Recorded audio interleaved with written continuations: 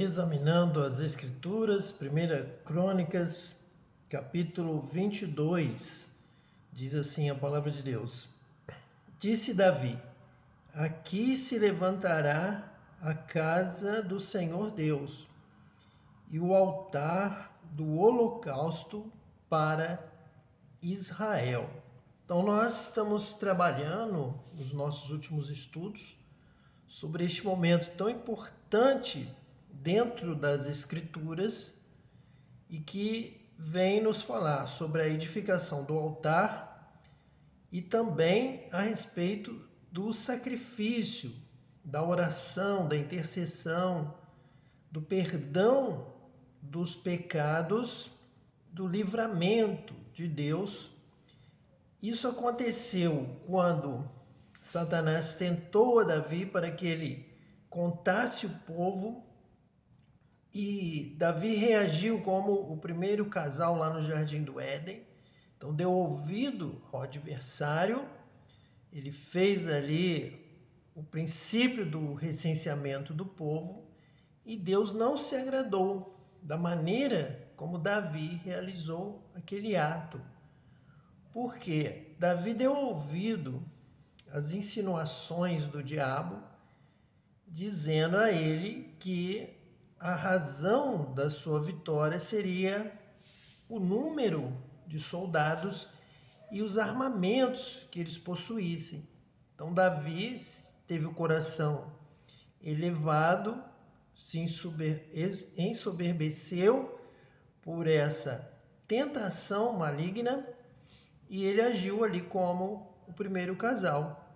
Comeu do fruto da desobediência, do conhecimento do bem e do mal, para que eles pudessem então tomar posse ali do jardim, do conhecimento de Deus, serem iguais a Deus sem Deus, vencerem, viverem, possuírem as coisas sem Deus, sem a graça de Deus, sem a bondade de Deus. Então esse foi o pecado original lá no Jardim do Éden e agora Davi repete este mesmo pecado, pois ele agora foi incitado pelo diabo para imaginar, para ter a concupiscência, ter a soberba de que ele seria um grande governante e a sua nação seria uma grande nação guerreira que venceria as guerras sem a ajuda de Deus. E Davi, então, ele recebe a palavra de Deus de que ele será punido por isso. Muitas pessoas morrem e o anjo do Senhor está com a espada levantada para destruir Jerusalém, todo o povo de Jerusalém. Davi, então, ali na eira de Hernã, sobe ali aquele lugar e Davi, então, faz uma oração. Ele confessa o seu pecado, ele declara a sua iniquidade, ele fala com sinceridade diante de Deus, dizendo: eu pequei, eu é que devo receber o castigo, esse povo é inocente. E Deus então se agrada da oração, da confissão de Davi e da sua intercessão em favor do povo. E ali o anjo do Senhor então diz: estabeleça aqui um altar para ficar marcada esta atitude que agrada a Deus. Esta atitude trouxe a misericórdia de Deus sobre o povo, pelo qual Davi intercedia e até mesmo sobre o próprio rei. Com isso, foi aqui instituído o templo de Jerusalém, que é casa de oração, é casa de confissão, de intercessão para a salvação, para o perdão. Então este local é um local de oração, é como o templo hoje, como o nosso prédio, nossa congregação, é um prédio de oração. Ele é todo preparado para orientar a quem entrar por suas portas para entrar com espírito de oração. Se o meu povo, que se chama pelo meu nome, se humilhar e orar, se converter dos seus maus caminhos, eu ouvirei do céu sararei a sua terra, perdoarei os seus pecados. Então, essa é a instituição do templo, casa de oração. Até o Novo Testamento, Estevão vai dizer, Jesus também vai dizer, que não é necessário, nunca foi pedido, nem necessário que se construa na terra uma casa para Deus, porque Deus habita no céu. Deus já tem o seu local, o seu templo está na glória. Para nós aqui, o local que nós congregamos, ele deve ser utilizado como um local de oração, de intercessão, de louvor, adoração a Deus, que faz parte da nossa existência. Próximo a Deus, nós temos que louvá-lo, adorá-lo em todo o tempo. Todo ser que respira deve louvar ao Senhor. E a congregação, o povo se congrega para o sacrifício, para o clamor, para o perdão, para a misericórdia de Deus. Então, este é o sentido. E aqui nós vamos, então, no capítulo 22 de 1 Crônicas, perceber, então, essa instituição do templo como casa de oração. Versículo 2. Deu ordem Davi para que fossem ajuntados os estrangeiros que estavam na terra de Israel e encarregou pedreiros que preparassem pedras de cantaria para se edificar a casa de Deus. Aparelhou Davi ferro em abundância para os pregos das folhas das portas e para as junturas, como também bronze em abundância, que nem foi pesado, madeira de cedro sem conta, porque os sidônios e tírios a traziam a Davi em grande quantidade. Pois dizia Davi: Salomão, meu filho, ainda é moço e tenro, e a casa que se há de edificar para o Senhor deve ser sobremodo magnificente, para nome e glória em todas as terras. Providenciarei, pois, para ela o necessário. Assim o preparou Davi em abundância antes de sua morte. Nós estamos vendo aqui Davi edificando a casa de oração. Embora ele afirme que está edificando uma casa para Deus, a casa de Deus. Porém, em momento algum, nós que estamos aqui estudando, examinando as Escrituras, nós não podemos perder a lição, a continuidade da mensagem. Nós estamos trabalhando desde o princípio, nós não estamos fugindo de nenhuma parte. Nós temos continuidade no nosso estudo e queremos que sempre haja uma interpretação de Gênesis a Apocalipse sobre este tema. Então, este tema é o surgimento de uma casa ordenada por Deus. É uma casa que Deus mandou construir. Mas esta casa é casa para os povos, é casa para Israel. É onde deve estar o altar instituído por Deus, o altar da oração, o altar da confissão, do arrependimento. Ali está o altar para os homens se prostrarem, os anciãos, os sacerdotes, e buscarem a Deus, orarem, confessarem o seu pecado, declararem o arrependimento e realmente viverem este arrependimento, essa nova vida, adorando a Deus em espírito e em verdade. Então é casa de oração, é casa de estarmos ali invocando a presença de Deus para que nos batize com o Espírito Santo. É casa do relacionamento de Deus com o homem. Então é uma casa para o homem entrar e ter um encontro com Deus, como Davi teve.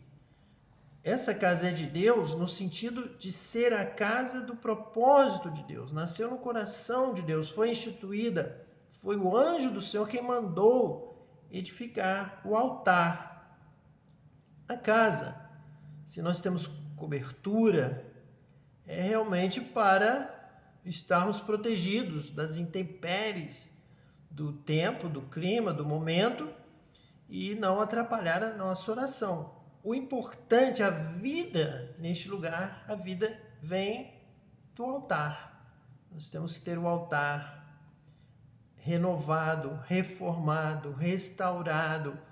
Nós temos que ter fogo constante ardendo no altar. Chama, presença de Deus, glória de Deus, se manifestando como resposta às orações. Então é o lugar do povo de Deus se reunir para orar a Deus. Isso é o mais importante. Versículo 6. Então chamou a Salomão, seu filho, e lhe ordenou que edificasse casa ao Senhor, Deus de Israel. Disse Davi a Salomão: Filho meu, tive intenção de edificar uma casa ao nome do Senhor, meu Deus. Porém, a mim me veio a palavra do Senhor dizendo: Tu derramaste sangue em abundância e fizeste grandes guerras. Não edificarás casa ao meu nome, porquanto muito sangue tens derramado na terra na minha presença. Eis que te nascerá um filho, que será homem sereno, porque lhe darei descanso de todos os seus inimigos em redor. Portanto, Salomão será o seu nome. Paz e tranquilidade darei a Israel aos seus dias.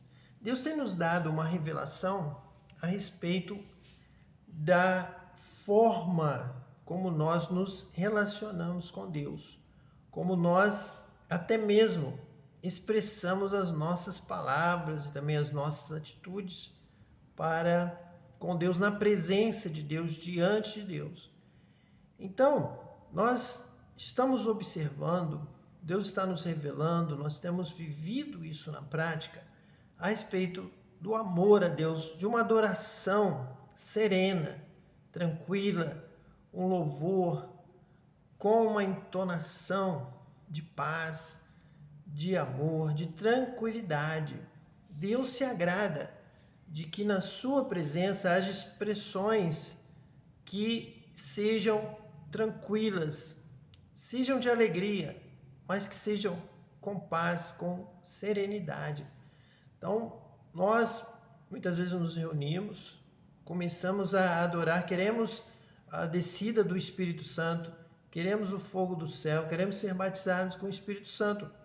E alguns pensam que por muito gritar, ou por muito falar, ou por fazer muitas coisas e saltar e pular, isso é que irá atrair a presença de Deus.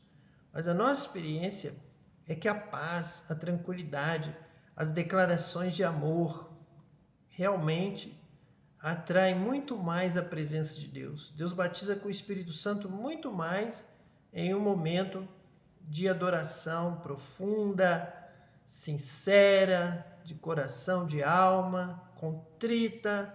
Nessa hora, nós sentimos a presença de Deus, que Deus se agrada. Deus responde do céu dizendo que Ele está se agradando desta forma, dessa expressão amorosa para com Ele, de palavras que não só tem o sentido de dizer Senhor, eu te amo, mas a própria entonação, a própria forma como você se expressa, toca o coração de Deus. Quando, por exemplo, nós começamos a cantar um cântico de louvor a Deus, em que ele é repetitivo e todo ele vai dizer Senhor, eu te louvo, Senhor, eu te louvo, que é aquele cântico em que nós repetimos apenas a expressão hebraica aleluia. Quando nós estamos expressando com serenidade, com paz, com tranquilidade, neste momento o Espírito de Deus se agrada, recebe e responde do céu.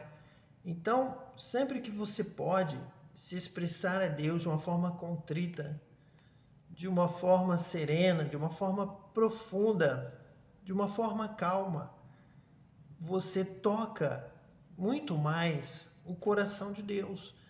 Não é verdade dizer que Deus vai se agradar da gritaria, de um certo tom exaltado, elevado.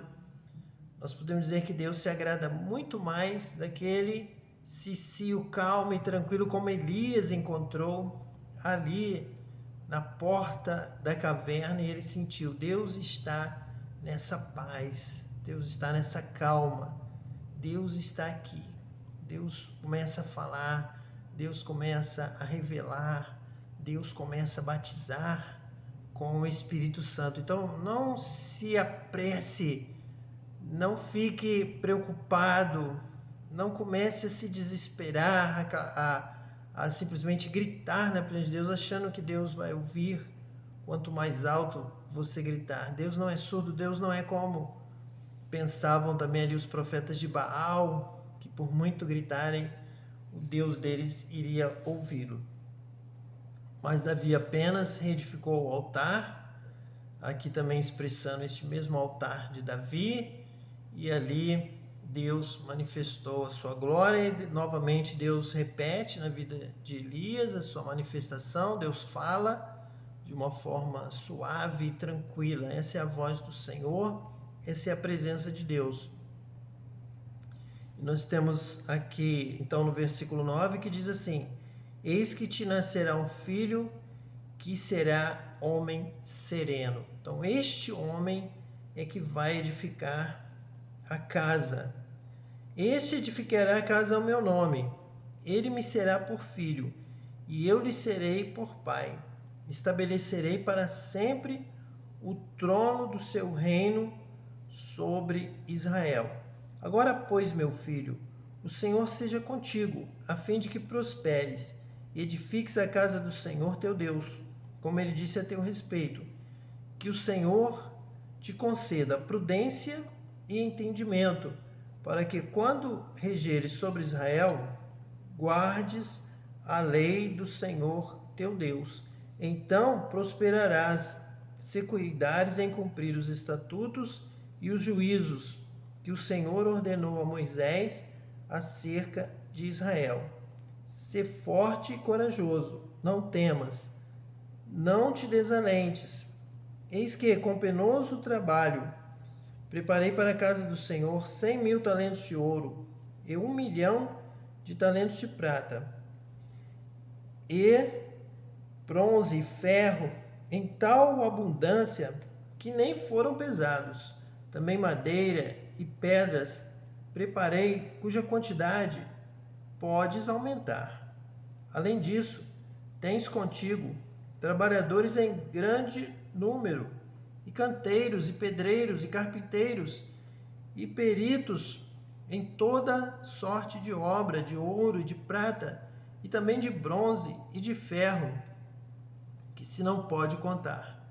Dispõe-te, pois, e faze a obra, e o Senhor seja contigo. Então, nós aqui observamos que a obra de Deus, para Deus, deve ser feita com dedicação. Não existe realmente uma obra. Nós precisamos ter obra, ter trabalho.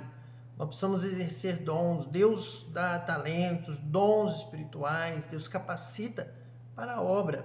Nós precisamos testemunhar a glória de Deus a este mundo. Nós precisamos fazer a obra de Deus bem feita. Você precisa melhorar a cada dia. Você precisa ser justo, reto, correto. Você precisa estar desempenhando a sua atividade com excelência. Não há espaço na obra de Deus para uma obra relaxada, achar que não temos mais nada a fazer, achar que tudo já está feito. Isso é um grande engano que tem realmente causado tantos transtornos, mesmo nos nossos dias, e sempre foi assim. Então, o povo peca por ignorância, por falta de dedicação, falta de estudo, falta de conhecimento, falta de capricho na obra, de fazermos o que deve ser feito com entendimento, com sabedoria, com correção. Nós temos tantas pessoas que não têm o conhecimento mínimo necessário de Deus para falar sobre Deus, sobre a obra de Deus, sobre a vontade de Deus. Não estudam, não conhecem, não meditam na palavra, não têm formação, não têm cultura e acham que realmente não precisam de nada, que o que importa é aquela primeira salvação da graça. Então nós precisamos realmente observar momentos como este, em que o anjo do Senhor apareceu, o anjo do Senhor deu ordem, edifica um altar, e Davi está trabalhando com dedicação. Ele quer fazer o melhor, ele quer fazer muito bem feito, é para Deus. Eu preciso saber fazer a obra, eu preciso conhecer a vontade de Deus, é para Deus, eu tenho que fazer o melhor, não é para homens, é para Deus, então tem que ser feito dentro do máximo do meu conhecimento, da minha habilidade, eu tenho que fazer o melhor, dentro daquilo que eu já conheço. E Davi fez, e Davi ensinou o seu filho. Quando Deus escolheu Davi, ele disse: eu te escolho porque você saberá ensinar os seus filhos. E nós hoje, nós muitas vezes passamos anos e anos em lugares que não nos ensinam, em que nós não crescemos, nós não aprendemos, e como até ensinarmos aos nossos filhos se nós mesmos não temos o conhecimento. Então, realmente precisa haver uma correção de rumo. A igreja do Senhor precisa realmente se dedicar no ensino de como um cristão age, como um cristão constrói, como um cristão negocia, como um cristão não aceita as coisas mal feitas ou de graça, não se vende, mas o cristão trabalha com a sua própria mão, é justo, é honesto, é correto e é dedicado em tudo que faz. No local onde trabalha, ele é o que mais estuda, ele é o que mais aprende, é o que mais tem conhecimento científico, técnico, em tudo que for possível. E também no desempenho, na prática, na execução, ele também faz com dedicação, ele também faz com zelo, com esmero, ele faz o melhor, porque ele é um servo de Deus. E assim ele é abençoado e ele abençoa o lugar onde ele está. O versículo 17 diz assim: Davi deu ordem a todos os príncipes de Israel que ajudassem Salomão, seu filho, dizendo: porventura não está convosco o Senhor vosso Deus, e não vos deu paz por todos os lados? Pois entregou nas minhas mãos os moradores desta terra, a qual está sujeita perante o Senhor e perante o seu povo. Disponde, pois, agora o coração e a alma para buscardes ao Senhor vosso Deus. Disponde-vos e edificai o santuário do Senhor Deus, para que a arca da aliança do Senhor e os utensílios sagrados de Deus sejam trazidos a esta casa que se há de edificar ao nome do Senhor. Então, este é o capítulo 22 de 1 Crônicas. Então, vamos aqui destacar este momento em que Davi deixa claro que esta casa que se há de edificar será ao nome do Senhor, será consagrada ao nome do Senhor. Mas não é a morada de Deus. Não é para nós nos excluirmos do ponto principal do culto, do funcionamento dessa casa. Essa casa é a casa em que os homens e as mulheres entrarão para orar a Deus.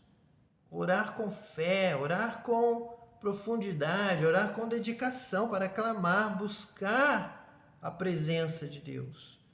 Então é casa de encontro com Deus, não é a casa de Deus, é a casa do povo de Deus, do povo de Israel, para entrar confessando os pecados, pedindo perdão, como fez Davi, arrependendo-se da sua maldade e recebendo ali a misericórdia de Deus, a resposta de Deus, clamando pela salvação do mundo, das cidades, das nações, clamando então para que a misericórdia de Deus seja derramada sobre esta terra, para que o conhecimento de Deus, da glória de Deus, também seja conhecido em toda a terra.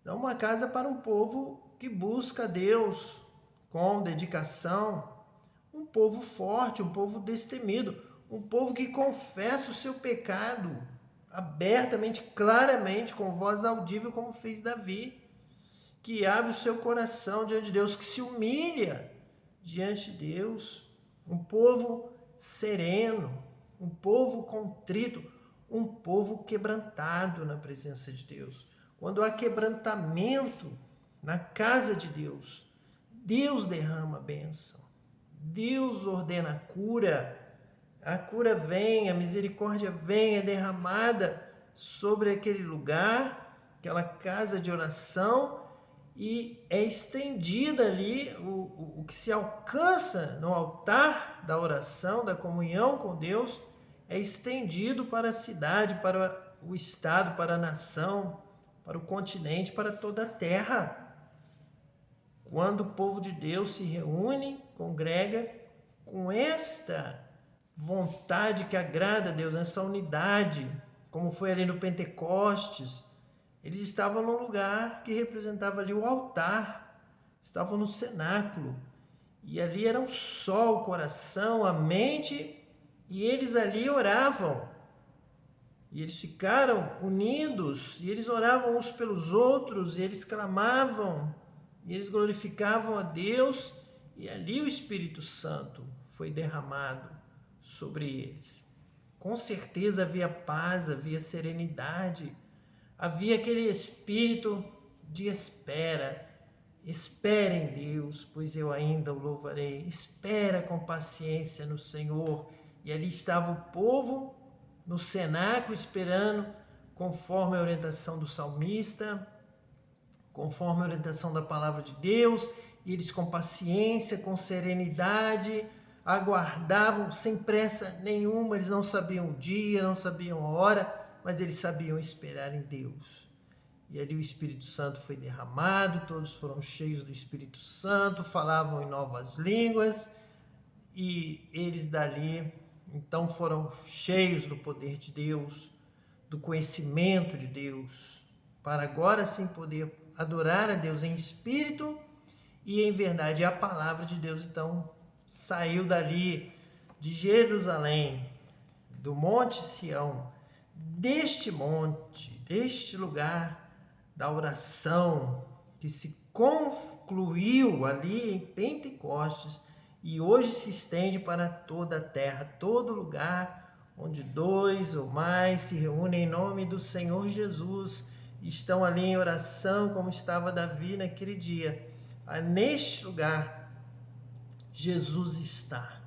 E Jesus está aqui, que Jesus te abençoe, que Ele toque a sua mão de poder sobre a sua vida, de toda a sua casa, a sua família, e seja abençoado em nome de Jesus, o Cristo.